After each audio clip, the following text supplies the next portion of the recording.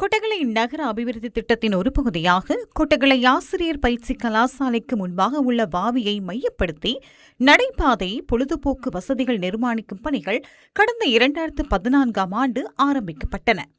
அப்போதைய அரசாங்கத்தின் அரச பாதுகாப்பு நகர அபிவிருத்தி அமைச்சின் செயலாளரின் வழிகாட்டுதலில் நகர அபிவிருத்தி அதிகார சபையின் கீழ் இந்த திட்டம் முன்னெடுக்கப்பட்டது.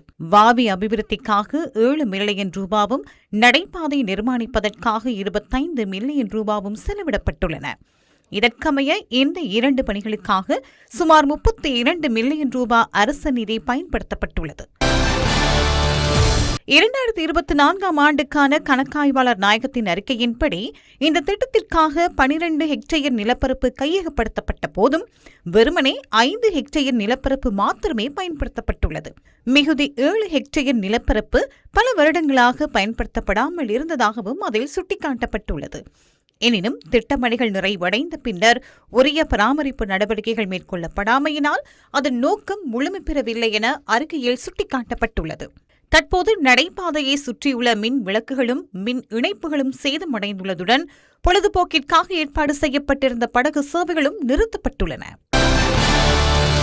டூரிசம்க்கு உதவக்கூடிய ஒரு லேக்காக தான் இருந்துச்சு. இப்போ செஞ்ச புதுசில் நிறைய க்ரௌட் வந்தாங்க. இப்போ சுற்றி புட்கள் வளர்ந்து அந்த மாதிரி இருக்கனால பெருசாக யாரும் இதுக்கு வரமாட்டேங்கிறாங்க. முன்ன கடை இருந்துச்சு, எல்லாம் இருந்துச்சு. இந்த லேக் நல்லாவே செஞ்சு வச்சுருந்தாங்க. இப்போ சொல்லப்போனால் அந்த லேக்கை எடுத்துக்க இயலாது.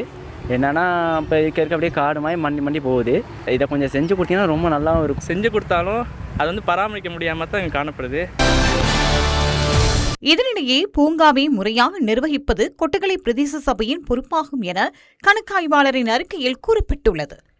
கொட்டகலை பிரதேச சபைக்கு அதை நீங்க பாரம் கொடுத்தீங்கன்னு சொன்னா அதை நாங்கள் பொதுமக்கள் பயன்படுத்துற வகையில அபிவிருத்தி வேலை திட்டங்களை செஞ்சு கொண்டு போகலாம். ஆனா இன்னும் எனக்கு அதுக்கான எந்த ஒரு அனுமதியும் கொடுக்கல. நகர அபிவிருத்தி அதிகார சபை ஊடாக பிரதேச சபைக்கு கையெழுத்தான்னு சொன்னா நாங்க அதுக்கான வேலை திட்டங்களை செஞ்சு கொண்டுகிட்டு போகலாம்.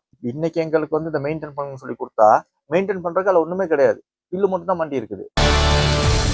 நுவரெலியா மாவட்ட அபிவிருத்தி குழு தலைவர் ஆளும் கட்சியின் பாராளுமன்ற உறுப்பினர் மஞ்சுள சுரவீர ஆராய்ச்சியிடம் இந்த திட்டம் தொடர்பில் நாம் வினவினோம்.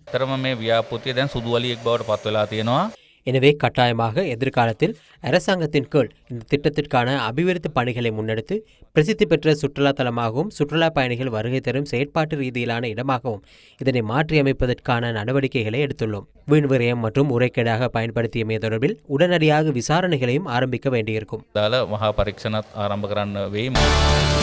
பொதுமக்களின் வரிப்பணத்தில் முன்னெடுக்கப்படும் அபிவிருத்தி திட்டங்கள் நீண்ட கால பயன்களை வழங்கும் வகையில் உரிய பராமரிப்புடன் பேணப்பட வேண்டியது பொறுப்பு வாய்ந்தவர்களின் கடமையாகும்.